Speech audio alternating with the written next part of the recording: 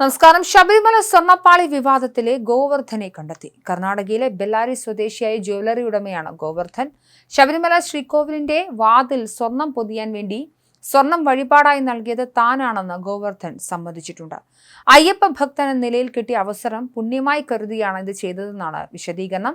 വർഷങ്ങളായി തനിക്ക് ഉണ്ണികൃഷ്ണൻ പോറ്റിയെ അറിയാമെന്നും ഗോവർദ്ധൻ പറയുന്നു.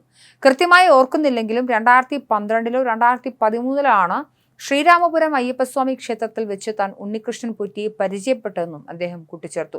ബെല്ലാരിയിലാണ് ഗോവർദ്ധന്റെ കട. താൻ 2000 മുതൽ എല്ലാ വർഷവും മുടങ്ങാതെ ശബരിമലയിൽ ദർശനത്തിനായി പോകുന്ന ഒരു അയ്യപ്പ ഭക്തനാണെന്നും 2018 നവംബറോടെയാണ് പുതിയ സ്വർണം പൂശിയ വാതിൽ നിർമ്മിക്കാൻ തനിക്ക് അവസരം ലഭിച്ചതെന്നും അദ്ദേഹം പറഞ്ഞു. പുതിയ വാതിൽ 2019 മാർച്ചിലാണ് പൂർത്തിയാക്കിയതെന്നും 2019 മാർച്ചിൽ താനത് അയ്യപ്പ ക്ഷേത്രത്തിലേക്ക് സംഭാവന ചെയ്തുവെന്നും അദ്ദേഹം വ്യക്തമാക്കി. ദേവസ്വം വിജിലൻസ് തന്നെ ബന്ധപ്പെട്ടിരുന്നുവെന്നും അറിയാവുന്ന വിവരങ്ങൾ വിജിലൻസിനോട് പറഞ്ഞിട്ടുണ്ടെന്നും ഗോവർദ്ധൻ വെളിപ്പെടുത്തി. ഗോവർദ്ധൻ 321 ഗ്രാം സ്വർണമാണ് നൽകിയിരിക്കുന്നത്. ആദ്യഘട്ടത്തിൽ 200 ഗ്രാമും പിന്നീട് 121 ഗ്രാമും സ്വർണവുമാണ് കൈമാറിയതെന്ന് ഹൈക്കോടതി ഉത്തരവിൽ വ്യക്തമാകുന്നുണ്ട്. ഇതിൽ വാതിലിൽ എത്ര സ്വർണമുണ്ട് എന്നതാണ് നിർണായകം.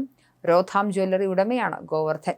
ശബരിമല സ്വർണ്ണക്കൊള്ളയിൽ കേസ് രജിസ്റ്റർ ചെയ്തതിന് പിന്നാലെ നടപടികൾ വേഗത്തിലാക്കാൻ പ്രത്യേക അന്വേഷണ സംഘം തീരുമാനിച്ചിട്ടുണ്ട്. പ്രതികളെ ഉടൻ ചോദ്യം ചെയ്യാനാണ് നീക്കം. അറസ്റ്റ് ഉൾപ്പെടെയുള്ള നടപടികൾ വേഗത്തിലാക്കും. ദേവസ്വം വിജിലൻസിന്റെ കണ്ടെത്തലിന്റെ തുടർച്ചയെന്നോണമാകും അന്വേഷണം. ആരോപണ വിധേയനായ ഉണ്ണികൃഷ്ണൻ പോറ്റി ഒന്നാം പ്രതിയായ കേസിലെ പ്രതിപ്പട്ടികയിൽ 9 ഉദ്യോഗസ്ഥരാണുള്ളത്. ഉണ്ണികൃഷ്ണൻ പോറ്റിയായിരിക്കും അന്വേഷണ സംഘം ആദ്യം ചോദ്യം ചെയ്യുക. ചോദ്യം ചെയ്യലിന് ഹാജരാകാൻ ആവശ്യപ്പെട്ട എല്ലാ പ്രതികൾക്കും ഇന്ന് തന്നെ നോട്ടീസും നൽകും. ദ്വാരപാലക ശില്പത്തിലെയും വാതിൽപ്പടിയിലെയും സ്വർണ്ണമോഷണത്തിൽ പ്രത്യേക FIRകളാണ് SIT രജിസ്റ്റർ ചെയ്തിട്ടുള്ളത്. ഇരു കേസുകളിലെ മുഖ്യപ്രതി ഉണ്ണികൃഷ്ണൻ പോറ്റിയാണ്. കവർച്ച, വിശ്വാസവഞ്ചന, ഗൂഢാലോചന എന്നീ വകുപ്പുകളാണ് ചുമത്തിയിരിക്കുന്നത്. നിലവിലെ ദേവസ്വം ഉദ്യോഗസ്ഥരായ മുരാരി ബാബു മുൻ അഡ്മിനിസ്ട്രേറ്റീവ് ഓഫീസറാണ്. സുനിൽകുമാർ മുൻ assistant engineer, D. Sudheesh Kumar മുൻ എക്സിക്യൂട്ടീവ് ഓഫീസർ, R. ജയശ്രീ മുൻ ദേവസ്വം സെക്രട്ടറി, KS ബൈജു മുൻ തിരുവാഭരണ കമ്മീഷണർ, RG രാധാകൃഷ്ണൻ മുൻ തിരുവാഭരണ കമ്മീഷണർ, രാജേന്ദ്ര പ്രസാദ് മുൻ എക്സിക്യൂട്ടീവ് ഓഫീസർ, രാജേന്ദ്രൻ നായർ മുൻ അഡ്മിനിസ്ട്രേറ്റീവ് ഓഫീസർ, ശ്രീകുമാർ മുൻ അഡ്മിനിസ്ട്രേറ്റീവ് ഓഫീസർ എന്നിവർക്കെതിരെയാണ് കേസെടുത്തിരിക്കുന്നത്. DGP റവാഡ ചന്ദ്രശേഖരന്റെ നിർദ്ദേശത്തിന്റെ അടിസ്ഥാനത്തിലാണ് കേസ് പ്രത്യേക അന്വേഷണ സംഘത്തിന് കൈമാറിയത്. ADGP H. വെങ്കടേഷിന്റെ മേൽനോട്ടത്തിൽ police academy assistant director S. ശശിധരന്റെ മേൽനോട്ടത്തിലാണ് അന്വേഷണം.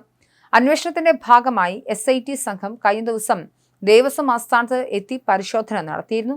സ്മാർട്ട് ക്രിയേഷൻസ് ഉൾപ്പെടെ കേസിൽ പ്രതികളായതിനാൽ സംസ്ഥാനത്തിന് പുറത്തേക്കും അന്വേഷണം വ്യാപിപ്പിക്കാനാണ് തീരുമാനം. എന്തായാലും ശബരിമലയിലെ സ്വർണ്ണക്കൊള്ളയെ സംബന്ധിച്ച് കൂടുതൽ വിവരങ്ങളാണ് പുറത്തേക്ക് വരുന്നത്. എന്തായാലും ക്രൈംബ്രാഞ്ച് ഇട്ട 2ാം FIRലും അടക്കം 2019 ദേവസ്വം ഭരണകൂടം അടക്കമുള്ള ആളുകൾ പ്രതി ചേർക്കപ്പെടുന്ന സാഹചര്യമാണ് വരുന്നത്.